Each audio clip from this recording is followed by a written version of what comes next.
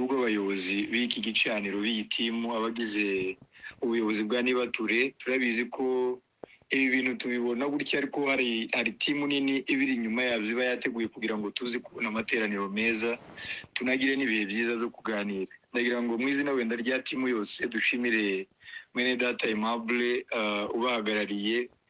Mu by'ukuri byo mukora ni ibintu bidasanzwe, nigeze kubitekerezaho numva ari ibintu bidasanzwe rwose kugira ngo mworganize ikintu kimeze gutya kandi kimaze imyaka 4. Mu by'ukuri Imana yo mu ijuru idakiranirwa ibaho umugisha kandi bakomeze ibaha imbaraga, ikomeze kubagirira neza kugira ngo iki kintu mwashizeho muzabone umusaruro wacu. Amen. Nanone ubugira gatatu ndagira ngo nshimire abashumba bari kuri uru rubuga batubwira ijambo ry'Imana. Ntabwo bisanzwe rwose kubona abakozi b'Imana bakomeye bafite amazina akomeye kandi bafite experience mu murimo, ariko bitanga kugira ngo tubashe kwiga, tubashe kumenya, tubashe kumva.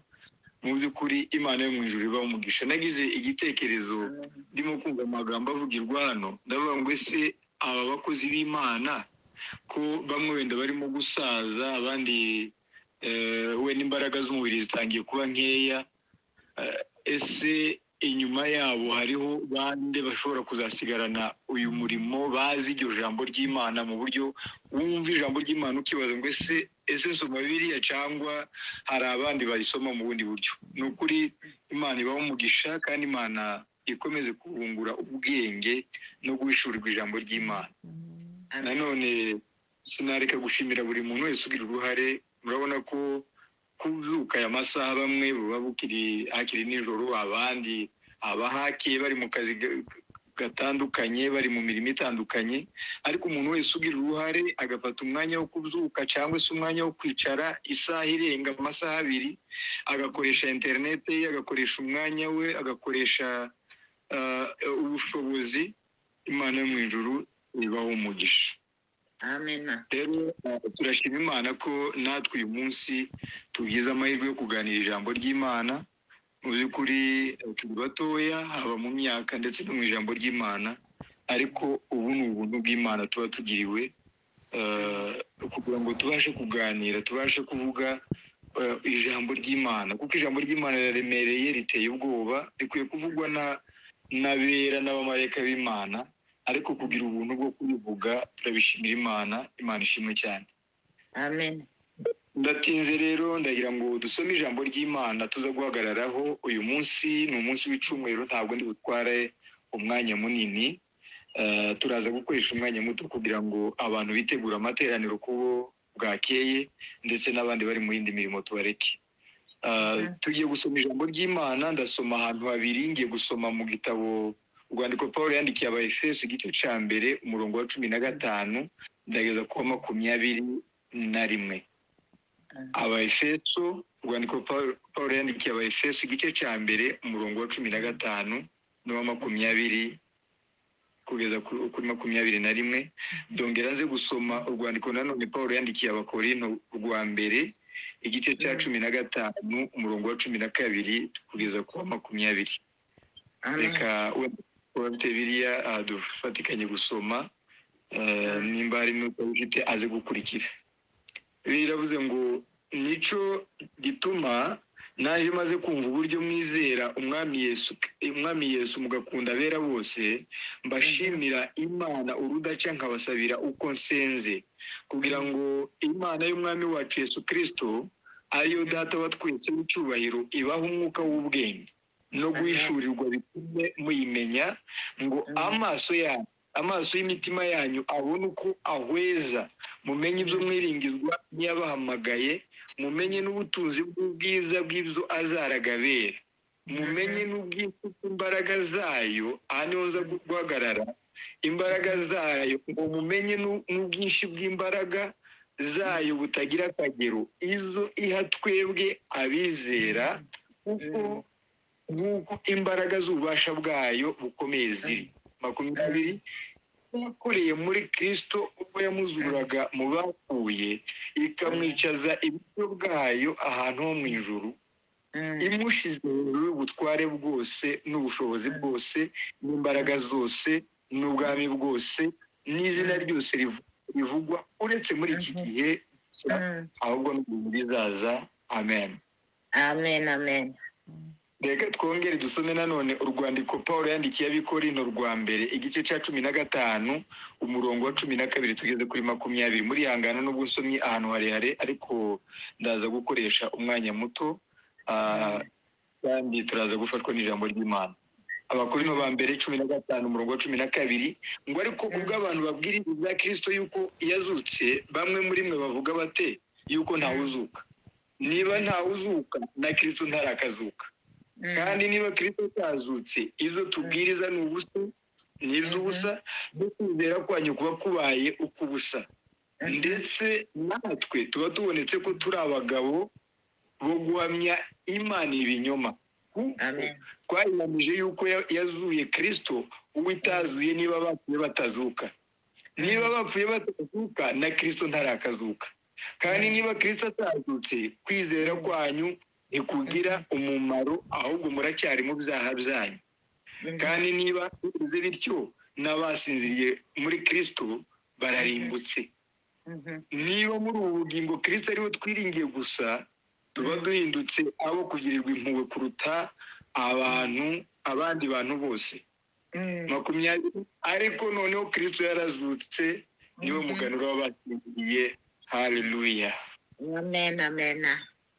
Imana ibamugisha. Niyo magambo tugiye kuganira mu mwanya muto. Ndabakiye mwese aho muri kugira ngo tubane mu gitondo cy'umuzuko wa Kristo Yesu. Amen. Amen. Uyu ni umunsi w'umunezero, uyu ni umunsi w'inkuru nziza kuko Yesu Kristo yarazutse. Ariho abantu benshi bagerageza guhakana kuzuka kwa Yesu Kristo, ariko Pawulo yanditse avuga ngo ariko noneho Kristo yarazutse kandi niwo muganura w'abasinziriye. Haleluya. Uyu ni umunsi w'inkuru yo kuzuka kwa Yesu kandi bihamya birahari. Iyo usomye ijambo ry'Imana Bibiliya itubwira neza ko hari abagore bazindukiye ku gituro Yesu amaze gupfa ngo abagore bagenda bajanye ibihumura neza baravuga ngo reka tujye gusiga umubiri wa Yesu Kristo ngo tumusige tumwibuke. Ariko ikintu gitangaje bari bibagiwe kuko yababwiye ko ku munsi wa gatatu azazuka. Ntabwo bagiye kureba ko yazutse ahubwo ngo bagiye kureba uburyo bashobora kumusiga amavuta. Ndetse iyo usomye neza mu butumwa bwiza bwa Matayo ngo bagiye bibaza ngo ninde uri buze kudukuriraho cya gituro, ninde kudukuraho cya kibuye kugira ngo tubashe gusiga umwami wacu Yesu Kristo. Ariko ngo bageze ku gituro ngo basanga imva irarangaye, basanga igituro kirarangaye, basanga Yesu Kristo yazutse. Haleluya. Amen. Ndabizi yuko mushaka Yesu Kristo wahabwe ngo ariko ntagire hano yazutse. Nimugenda muri kubwira abigishwa be mubabwire kuko yazutse. Icyo ni igihamya cya mbere bitugaragariza ko umwami wacu Yesu Kristo yazutse. Kandi turashimira ababyeyi, abadamu mwabaye intwari kugira ngo mubashe guhamya kuzuka kwa Yesu Kristo. Hari abantu bagize ubwoba abigishwa be bari bahunze bihishe bamwe bagiye batazi niyo bari, ariko ababyeyi bazindutse ku gituro babwira abantu bati umwami wacu yazutse. Ndagira ngo mbatangarize ko Yesu Kristo yazutse bari mu ijuru iburyo bw'Imana Data. Amen. Igihamya cya kabiri nanone kigaragaza ko Yesu yazutse, hariho abasirikare bari bashinzwe kurinda imva ye. Ngo bari bafashe abasirikare baravuga mugende wamubeshya yaravuze ngo ku munsi wa gatatu azazuka, noneho mugende mwebwe turabaha amafaranga mugende mumucunge umunsi wa mbere n'uwa kabiri n'uwa gatatu maze tuzareba ikinyoma kitazamuhikana. Ngo baragenda baba ku gituro cya Yesu umunsi wa mbere uwa kabiri, ariko mu gitondo cyo kukumwira ku wa mbere w'iminsi 7 ubwo marayika ngo yamanuka mu ijuru ngo bagwa basa n'abapfuye, ngo basa n'abaravye, basa n'abantu baguye igihumura ntibamenye ibibaye. Bagiye kuzuka basanga Yesu Kristo yazutse. Ngo birukanka baje kubwira abakuru b'itorero, abatambyi n'abandi bantu bababwira ngo wa muntu yazutse ni koko. Barabwira ati iyo nkuru muyihishe muceceke rwose mutaza guteza skandale, ngo kugira ngo abantu bataza kugumuka kuruta uko bari bagumutse. Hari umunsi bari bazutse bamuririmbira bavuga ngo hozana hozana hashimwe uzi mu izina rya Yesu Kristo. None baravuga ati mwirinde hataza kugira ikindi kintu kimenyekana noneho abantu bakagumukira ukuri. Ariko ngo baraje ngo babwire abantu baravuga ati yazutse. Ngo bafata amafaranga baravuga ati nimwakire amafaranga iyo nkuru mugende muyimire ntihagire umuntu uzanamenye kuko yazutse. Haleluya. Ariko nyuma y'uko amafaranga iyo nkuru yaramenyekanye, Matayo yaranditse aravuga ngo iyo nkuru ngo isakara ngo muri Yerusalemu hose no muri Isirayeli ngo kugeza na magingo aya. Kubera kuko ubu butumwa yabwanditse nyuma y'imyaka 30 Yesu amaze kuzuka, ico gihe iyo nkuru yari igisakaye bavuga kuko Yesu atazutse ngo ahubwo abigishwa be baje baramutwara. Ariko inkuru uyu munsi nuko Yesu Kristo yazutse ubu ni muzima. Haleluya. Haleluya. Nanone gihamye byinshi, ikindi gihamye nuko imva ye n'uyu munsi yahindutse ahantu ho kuza gusurwa, irarangaye ntabwo bongeye kwihamba mwundi muntu, irarangaye kuzageza igihe Yesu Kristo azamanuka, imva ye irarangaye. Ico ni ikindi gihamye. Hari n'ikindi gihamya nanone, iyo usomye amasezerano menshi n'ubuhanuzi bwo mu isezerano rya kera byavugaga yuko Yesu Kristo agomba kuzazuka. Amen. Ubwo buhanuzi bwaruzuye kugeza n'uyu munsi wa none Yesu Kristo yarazutse. Umuzuko wa Yesu Kristo niwo mutima w'Ukristo bwacu. Niba turi abakristo, ufashe kuzuka kwa Yesu Kristo ukagushogora mu myizerere y'abakristo, muzukuri idini rya gikristo cyangwa se imyizerere yacu yabihindutse ubusa, yabihindutse nk'iy'abandi bose. Ukuri. Kuzuka kwa Yesu Kristo niryo buye rikomeza imfuruka.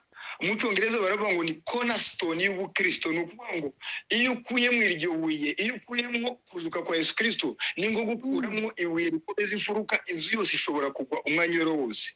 Ubukristo bwacu butarimo kuzuka kwa Yesu Kristo ni inzu idafashe, ni inzu idafite umusingi. Hatari umuzuko wa Yesu Kristo, Ubukristo ngo babundutse nk'amadini yose. Uko abayisilamu bizera Muhammad, natwe tuba duhindutse nk'abayisilamu. Uko abahinduiste n'ababudiste bizera Buddha, natwe tuba duhindutse nk'andi madini. Imbaraga zacu ziva mu kwizera kuko Yesu Kristo, umwami wacu Yesu Kristo, yazutse mu bapfuye. Amen. Haleluya. Haleluya. Iyo usomye isezerano rishya usanga hafi inyigisho zose za Pawulo zigaruka ku kuzuka kwa Yesu Kristo. Uyisomye urwandiko rwa mbere yandikiye aba Bakorinto, hano twasomye mu gice cya 15, yageze ku ijambo ry'umuzuko kuko Abakorinto bari bafite ico kibazo c'umuzuko, batazi ko nta umuntu uzuka. Barahuye na filozofi z'abantu bitwa abastoicien n'aba epicuriens, bavuga ko nta muntu uzuka. Baravuga ngo bagira agasiroga ivuga ngo mureke turye tunywa kuko nyuma yo gupfa nta kuba kuriho, nta bundi buzima. Ariko barababwira ngo ariho kuzuka. Yesu Kristo yarazutse, ngo kandi nimba atarazutse n'ibyo tubwiriza byose biba bihindutse ubusa. Ukuri. Ubutumwa bwa mbere abantu bumvise umunsi itorero rivuka, umunsi wa Pentecoste, umugabo witwa Petero yarahagurutse abwiriza abantu, barimo kuvuga ngo ese aba bantu babaye gute ko basa n'abasazi. Umwuka umunsi amanuka, abantu barasaze, bavuga ku ndimi, bamera nk'abasazi. Barabatse aba bantu basinze muri iki gitondo byagenze gute? N'uyu munsi niko bimeze. Iyo turirimba, iyo tunezerwa, iyo dusenga, iyo tuza muri niba turi, haravuga ngo abantu barasaze, nta bwenge bagira. Ariko Petero aravuga ngo wa wundi mwishe, wa wundi mwahambye, wa wundi ko ibyo byarangiye yarazutse, niwe watwohereje uyu mwuka. Nimba mubona abantu bameze gutya, ni wa mugabo wazutse ku munsi wa gatatu, niwe wakoze ibi ngibi. Amen. Amen. Haleluya. Nukuvuga ngo itorero rivuka, ubutumwa bwa mbere bwavuzwe bwari ubutumwa bw'umuzuko wa Yesu Kristo. Nanone mu gice cya kabiri, mu gice cya 4 uzasanga no mu gice cya 10 cy'igitabo cy'ibyakozwe n'intumwa, Petero yagarutse nanone ku magambo y'umuzuko, agenda agaruka ku kintu kivuga ngo Yesu yarazutse, kugira ngo abantu babyemere nk'ukuri, kubera ko ikinyoma cyari cyarasakaye kuko Yesu Kristo atazutse. Iyo usomye nanone mu gice cya 7, icyo ni igitabo cy'ibyakozwe n'intumwa, usanga umugabo witwa Stefano. Inkuru yo murayizi mwese ko yatewe amabuye azira kwizera, azira ubukristo. Ariko arababwira ngo mureke mfate umwanya mbabwire, ababwira amakuru yose uburyo Imana yahamagaye ubwoko bwa Isirayeli, aramanuka agera kuri Aburahamu na ba Isaka na ba Yakobo, agera no kuri Yesu Kristo, ababwira uburyo yazutse kandi ari we arimo guhamya. Bamutera amabuye ariko bumvika ukuri k'umuzuko wa Yesu Kristo. Amen. Haleluya. Iyo usomye nanone mu gitabo cy'ibyakozwe n'intumwa, umugabo witwa Filipo ari i Samariya nawe yabwirije ku kijyanye n'umuzuko wa Yesu Kristo, abwira abantu hejuru y'umuzuko wa Yesu Kristo. Intumwa Pawulo mu gice cy'Icyenda cy'ibyakozwe n'intumwa, mu gice cya 13 cy'ibyakozwe n'intumwa, mu gice cya 28 cy'ibyakozwe n'intumwa, aho hose yabwirije ku kuzuka kwa Yesu Kristo kugira ngo abantu babe bafite kwizera gushingiye ku byanditswe byera. Amen. Iyo usomye inzandiko zose izo bita les épîtres, usanga teme yazo, ijambo nyamukuru bagarukaho ni umuzuko wa Yesu Kristo. Reka wenda mbabwira ibice bimwe bigaragaza kuzuka kwa Yesu Kristo. Igitabo cy'Abaroma igice cya 6 umurongo wa 4 n'uwa 5, Pawulo yavuze ku muzuko, aravuga ngo Kristo yazuwe n'ubwiza bwa Data uri mu ijuru. Haleluya. Haleluya. Nanone iyo usomye Abakorinto ba mbere igice cya 15 umurongo wa 4, yaravuze ngo yarazutse ku munsi wa gatatu nk'uko byanditswe. Yesu Kristo yarazutse ku munsi wa gatatu nk'uko byanditswe.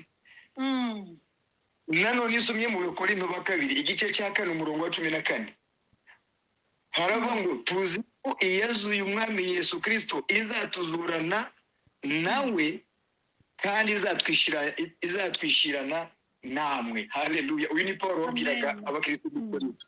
Nanone ageze mu gitabo cy'Abagalatiya igice cya 1 n'umurongo wa 1, yaravuze ngo Paulo intumwa itari iy'abantu kandi itatumwe ngo ahubwo yatumwe na Yesu Kristo, ngo n'Imana Data wa twese yamuzuye. Aha yashakaga kugaruka nanone ku ijambo ryo kuzuka kugira ngo abantu bamenye ko Yesu Kristo yazutse.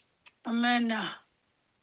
Ageze mu Baefeso rero cya gice twasomye guhera ku gice cya 1 wa 19 kugeza kuri 20, aravuga ngo mumenye n'ubwinshi bw'imbaraga zayo butagira akagero, izo iha twebwe abizeye, ngo kuko imbaraga z'ububasha bwayo bukomeye ziri izo yakoreye muri Kristo ubwo yamuzuraga mu bapfuye. Amen. Haleluya. Ahangaha niho tuza kugaruka wenda mu bwacu. Nanone ageze mu Bafilipi 3 n'umurongo wa 10, aravuga ngo kugira ngo mumenye n'imbaraga zo kuzuka kwe, ngo no gufatanya n'imibabaro ye, ngo no kuja mushushanywa no gupfa kwe. Paulo nta kintu yakoraga kuvuga kuko confidence yiwe, ubushizi bw'amanga bwe bwari bushingiye ku kuzuka kwa Yesu Kristo. Ageze mu Bakolosayo igice cya 2 umurongo wa 12 n'uwa 13, yaravuze ngo Imana yaramuzuye, avuga ko yazuye Yesu Kristo mu bapfuye. Amen.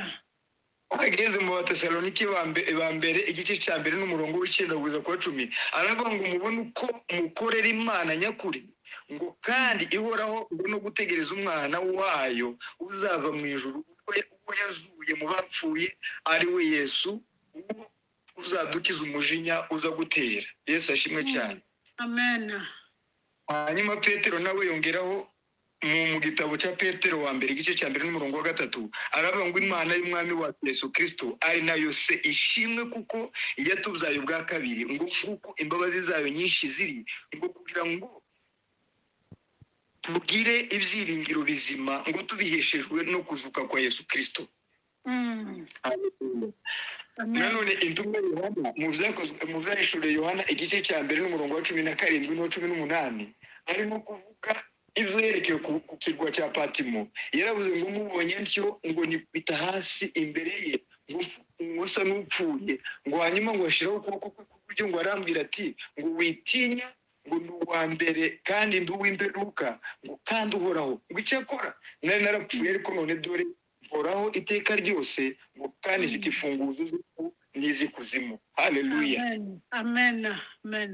Aya ni amagambo y'Imana atugaragariza neza kuko Yesu Kristo yazutse. Reka ngaruke mu ijambo twasomye mu rwandiko Paulo yandikiye Abaefeso, yavuze uburyo abasabira ibintu bigera kuri 4. Aravuga ngo maze kumva uburyo mwizera, ngo niyo mpamvu mbasabira, ngo kugira ngo amaso y'imitima yanyu ahweze arebe neza mu kimureke gukomeza kuba impumyi. Icyo ni ikintu cya mbere y'abasazi. Icya kabiri aravuga ngo mumenye ngo n'ibyo mwiringizwa niyabahamagaye. Icya gatatu arababwira ngo mumenye n'ubutunzi bw'ubwiza bw'ibyo azaragabera abibutse dufite Kristo Yesu. Yego. Icya kane aravuga ngo mumenye n'ubwinshi bw'imbaraga zayo butagira akagero. Izi nizo tugiye kugaruka mu mwanya muto dusoza inyigisho yacu. Yageze ahangaha asa n'uciyeho akarongo aravuga ngo mumenye n'ubwinshi bw'imbaraga zayo butagira akagero. Izo mbaraga z'umuzuko nizo nshaka kugira ngo mbabwire mu kanya gato tugana ku musozo. Amen. Kandi ageze hepfo aravuga ngo izo mbaraga ngo nizo iha twebwe abizera. Izo iha twebwe abizera ngo nguko imbaraga z'ububasha bwayo bukomeye ziri. Izo mbaraga nanone nizo yakoreye muri Kristo ubwo yamuzuraga mu bapfu, ngo ikamwicazanya ikamwicaza iburyo bwayo ahantu ho mu ijuru. Umuntu ashobora kwibaza ngo ese izo ni imbaraga ki? Ari umukozi w'Imana pasiteri wo mu Bijombo watubwirije kuri izi mbaraga ubushize, naje numvise asa n'urimo kuvuga amagambo yari ari ku mutima wanje, ndagira ngo naje arizo nza kugaruka mu mwanya muto rwose, hanyuma ndimurambirwe kumva imbaraga zo kuzuka kwa Yesu Kristo. Izi ni imbaraga z'Imana rurema. Izi nizo yakoresheje irema ijuru n'isi, irema n'ibirimo byose, ibyo tubona n'ibyo tutabona. Buriya iyo turebye ukuntu isi iremye, uburyo isi ipanze, uburyo inyanja zidashobora kuzura ngo zize zidusange mu mazu, uburyo imisozi idashobora gukunduka nubwo bikunze kubaho rimwe na rimwe, ariko uburyo Imana yapanze isi biragaragaza ko hari imbaraga zidasanzwe yakoresheje kugira ngo ikore ibyo bintu. Hari n'izindi mbaraga rero iyo usomye nanone mu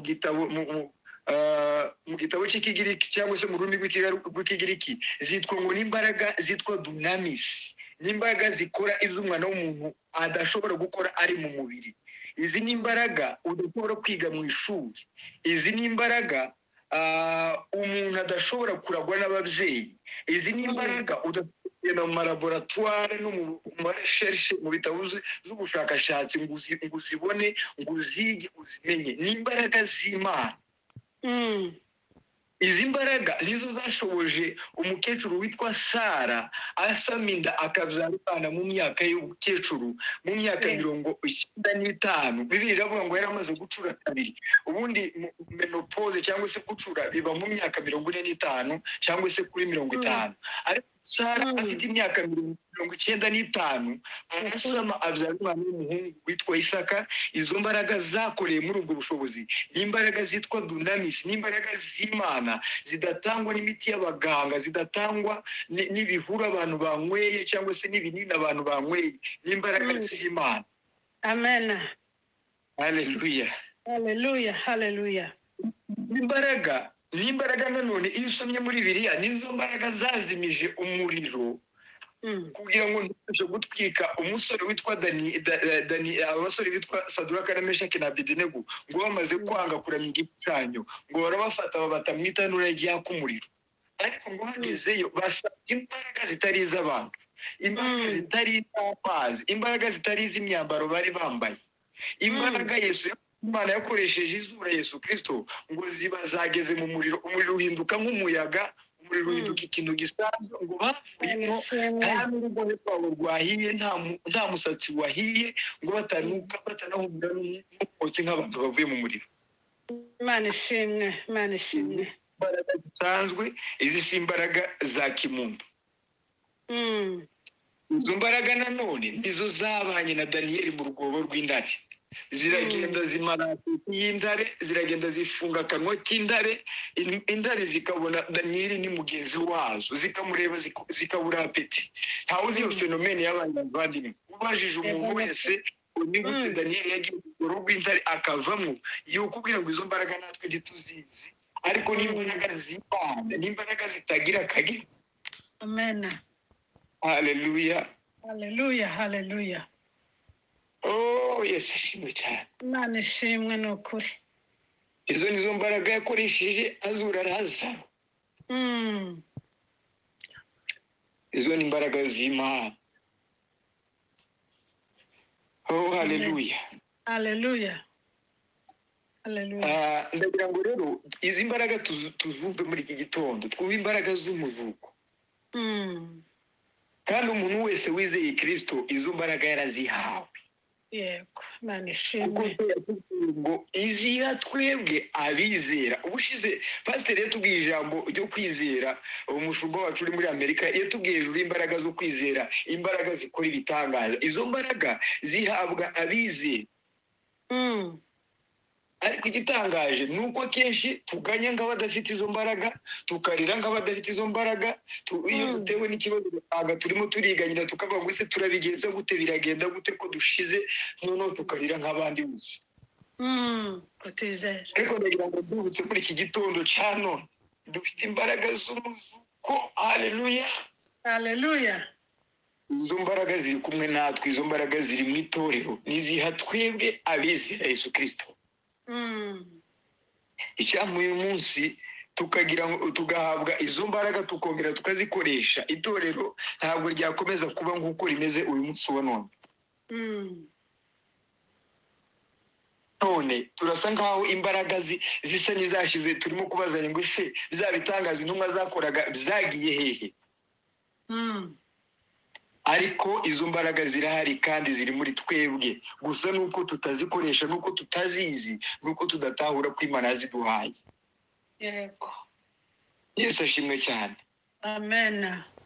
Muri iki gitondo ndagira ngo twibukanye ko dufite imbaraga twahawe. Izo mbaraga ziri muri twebwe, ntabwo zagiye kure, ahubwo zikeneye abantu bazutse, abantu bakangutse, abantu bizera Imana, abantu basenga bari ku mavi, abantu bategereje kwambika izo mbaraga. Ni nako yaravuze ngo muzahabwa izo mbaraga, umwuka wera nabamanukira, ngo muzahabwa wo kumva mwihereye i Yerusalemu n'i Yudaya n'i Samariya.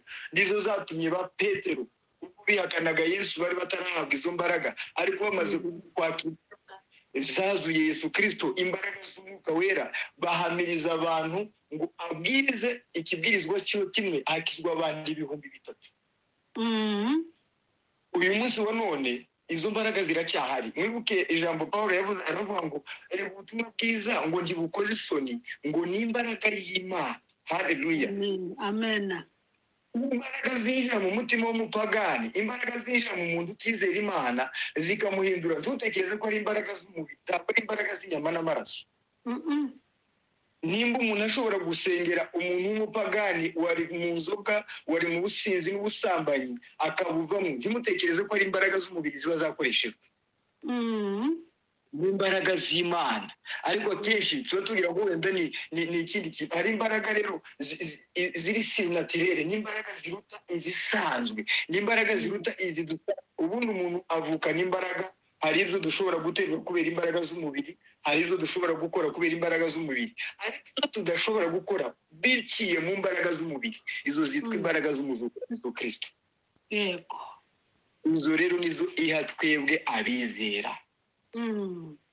Nizo iyo usomye mu isezerano rya kera, niryo zatumye Eliya abasha kuzura umuhungu w'umupfakazi w'Isarefati. Nizo zashoboje Elisa kuzura umuhungu w'umugore w'umushunemukazi ubwo yari yapfuye, batangiye kureba barabatse waje kuduteza umubabaro muri uyu muryango, ariko barabwira ngo mwihangane, hari izindi mbaraga zizura abapfuye. Amen. Izi nizo mbaraga zakoreye nanone mu magufwa ya Eliya. Isumye mu bitabo cy'abami, ntabwo nibuvuga imirongo yose kubera umwanya, mu bami ba kabiri 13:20, ngo hari umugabo bari bagiye gushingura bamuteruye, bishoboke ko bari bamuhetse cyangwa se bamutwaye mu bundi buryo, bagiye kumushingura, ngo bageze ahantu bahura n'abanzi, barirukanga bataye ya ntumbi. None ubwo ya ntumbi iragenda igwa ku magufwa ya Elisa. Iguye ku magufwa ya Elisa, wa muntu wari wapfuye arazuka. Haleluya. Bagize gutya kurya ngo babona n'abaje yirukanga inyuma yabo. Muratekereza ko izi mbaraga ari imbaraga zisanzwe, ni imbaraga z'Imana. Haleluya. Haleluya. nizo mbaraga nanone Yesu yakoresheje azura umuhungu w'umupfakazi w'Inayini. Isomye muri Luka igice cya 7 umurongo wa 11 ngo hari umupfakazi wari ufite agahungu kiwe kamwe, noneho ngo umunsi umwe Yesu arimo kugenda ngo ahura nabo basohotse mu muhana w'Inayini, arimo kurira avuga ati umuhungu wanje umwe arapfuye nari mfite wenyine, none arapfuye sigaye gutyo. Yesu ngo aramuzura, amusubiza nyina ari muzima, aramubwira ati nguyu umwana wawe, amuhoza amarira. Yego. Izo mbaraga nanone zakoreye mu mukobwa wa Yayiro. Mwibuke muri Luka nanone igice 18 umurongo wa 52 kuza muri 56, Yesu Kristo amenya amakuru, bamubwira ko umukobwa wa Yayiro, ngira ngo murayizi mwese, yarwaye ndetse aramubwira ati arapfuye, nta n'impamvu yo kwirirwa uza kumusengera yapfuye. Ariko imbaraga zari muri Yesu Kristo ziramuzura, Yayiro abona umwana wiwe w'umukobwa. Yego. Izo nizo mbaraga Yesu yakoresheje azura nanone Lazaro w'i Betaniya. Isomye muri Yohana igice cya 11, Lazaro ngo amaze iminsi 3 apfuye. Ku munsi wa 4 abashiki baramubwira ati byarangiye. Bari bazi kuko iyo umuntu amaze iminsi 3 apfuye, ku munsi wa 4 umubiri uba wabaye deteriore, wapfuye, nta cyizere cyo guhembuka ubwiyari. Niyo mpamvu bavuze ngo nubwo yari kuzuka ariko amaze iminsi 4 apfuye. Yesu aramubwira ngo nije kuzuka n'ubugingo, unyizera wese naho yaba yarapfuye azongera abeho. Amen. Izo mbaraga nizo zazuye Lazaro. Yego. Izo nizo kandi zagaragaye umunsi abantu ngo Yesu amaze guhambwa, ngo hari abantu benshi bagaragaye, imibiri y'abera bari barasinziriye ngo bagaragara muri Yerusalemu. Bagaragaye byagenze gute? Hari imbaraga z'umuzuko zari zaragaragaye. Yesu ageze mwumva ntabwo yagiye watsinzwe, ntabwo yagiye nk'umuntu wishwe uhambwe, ahubwo yagiye kuri misiyo kugira ngo azuke bariya bose bari barapfuye bapfiriye mu Mana. Izo mbaraga nanone nizo zazuye Tabita mu gice cy'Icyenda umurongo wa 36 mu gitabo cy'Ibyakozwe n'Intumwa. Izi mbaraga nizo zazuye umusore witwa Utuko, ubwo yagwaga mu idirisha agapfa akagwira ijosi, Pawulo ngo aramusengera arazuka. Amen. Izo nizo mbaraga zazuye Yesu Kristo. Niyo mpamvu Pawulo yavuze ngo niwe mfura mu kuzuka. Kubera ko ari mfura mu kuzuka, si uko ari wavuye mu gituro bwa mbere, ahubwo nuko ari wazutse ntiyongera gupfa, kuko abandi bose bapfuye mu isezerano rya kera n'irishya barongeye barapfa, ariko Yesu Kristo niwe mfura mu kuzuka. Kandi niwe wafunguye umurongo wo kuzuka. Ni ukuvuga ngo nyuma yiwe dufite icyizere kuko bariya bose bapfuye nabo bazazuka mu izina rya Yesu Kristo. Amen. Uyu munsi wa none ndagira ngo mbibutse ko izo mbaraga zishoboye ico kibazo cyawe. Nimba hari ikibazo ufite, nimba hari icyifuzo ufite, menye kuko hari imbaraga zazuye Yesu Kristo. Pawulo yavuze ngo ni imbaraga zitagira akagero. Kubera ko zitagira akagero, ntabwo ziri mesurable, ntabwo ari imbaraga wapimisha igipimo. Ni imbaraga zitari limite, zitagarurwa n'imipaka, ni imbaraga zitagarurwa n'ibikuta, ni imbaraga zidafite ikizimira. Izo mbaraga zishobora kugera muri Amerika wicaye, zishobora kugera muri Australia, zishobora kugera muri Sweden, zishobora kugera hano mu Bugande, mu Rwanda, zikwiriye isi yose, ziri ahantu hose. Amen. Kandi izo mbaraga ziri kuri disposition y'abizera Yesu Kristo. Yego, nukuri. Yesu ashimwe cyane. Amen. Guhera none ndagira ngo bavandimwe twongere duse n'abactiva izi mbaraga nimba zarasinziriye muri twebwe, mureke twongere tuzisharge, tuzishiremo umuriro kugira ngo zongere kandi zikore. Izo mbaraga nizo zadutsindiye urupfu. Izo mbaraga nizo zadutsindiye Gihenumu. Ubu ntabwo tuzarira. Umuntu wese wizeye izi mbaraga ntabwo azarimbuka n'ukuri kw'Imana. Imana ishimwe, Imana ishimwe. Zadutsindiye Satani n'abadayimoni bose. Izo nizo mbaraga natwe zizatuzura. Yego. Haleluya. Haleluya. Amen. Aho ikintu yavuze kinejeje muri byose, aravuga ngo izo nizo iha twebwe abizera. Bavandimwe, uko abantu dupfanye ibibazo byinshi, ariko kandi dufite imbaraga zitagira akagero ziryamye muri twebwe. Bimeze nka kurya ko kugira amafaranga muri banki, ariko banki hari ukuntu banki zigenda zigasinzira bakavuga ngo yarasinziriye bisaba ko bazakiva. Iyo yasinziriye umaze iminsi utayikoresha ntabwo ushobora gukoresha amafaranga, ushobora kwitwa n'inzara kandi izo mbaraga uzifite. Ariko uyu munsi wa none ndagira ngo twongere twakitive. Ikintu kizamura izo mbaraga ni amasengesho no kwizera Yesu Kristo. Umwanditsi w'Abaroma yaravuze ngo ntibishoboka kuko utizera yanezeza Imana. Mureke muri iki gitondo twongere kandi twumve imbaraga z'umuzuko zize zigaragare muri twebwe, zumvikane, zikore, hanyuma tuzabona ibitangaza. Ubuzima turimo tuzagenda tubona ibitangaza by'Imana kandi buzagenda buhinduka ku munsi ku munsi. Confidence yo kuvuga ubutumwa bwacu ishingiye ku muzuko wa Yesu Kristo. Ubutumwa bwiza tuvuga Paulo yavuze ngo iyo atazuka ibyo tubwiriza biba ari ubusa, nta n'ibyiringiro z'ahazaza tuba dufite. Ariko ngo noneho Kristo yarazutse kandi niwe muganura w'abasinziriye. Umunsi umwe natwe abasinziriye, aba bose barimo kudusiga tuzababona ubwo Yesu Kristo azazuka. Ijambo ry'Imana ribane natwe. Amen. Amen. Amen. Amen.